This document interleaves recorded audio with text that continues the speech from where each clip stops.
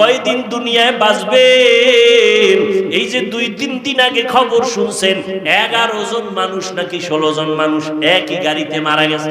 কয়দিন আগে আমগো বরিশালী তো, আমতলী থানা, বরগুনা জেলা, ওই একটা কি ভাঙছে, ব্রিজ ভাঙ্গা মারা গেল।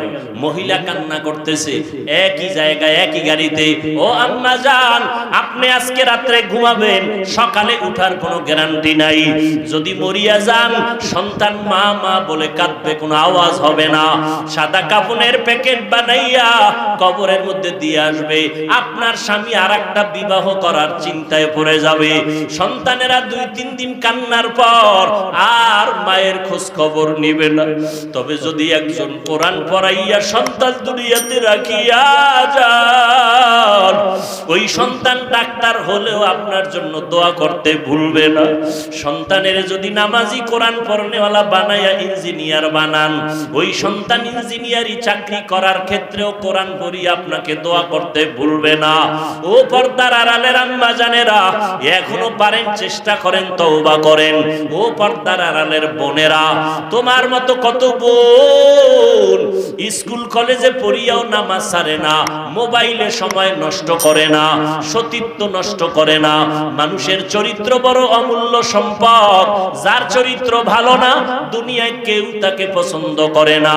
ও বোনেরা, এখন থেকে তওবা করে চলো। আল্লাহ তোমার কপাল ভালো রাখবে, তোমার দ্বারা সমাজ আবাদ হবে, ফুটন্ত গোলাপের মতো দুনিয়াটা সুন্দর হবে, ভালো সন্তান জমিনে আসবে।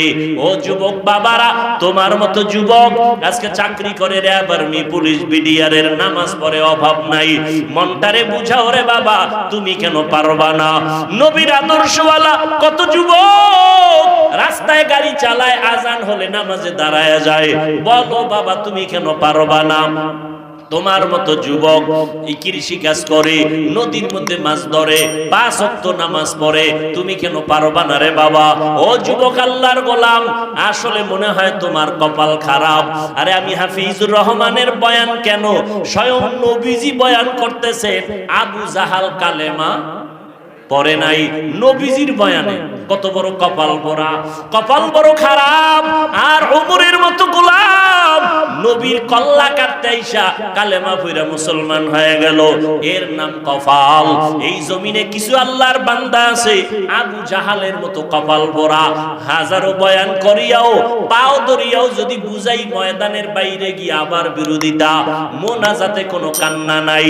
আবার একদল যুবক এমন আছে, প্যান্ডেলে গুনাহ নিয়ে ঢুকার পর হঠাৎ ওমরের মতো কপাল খুলে গেছে।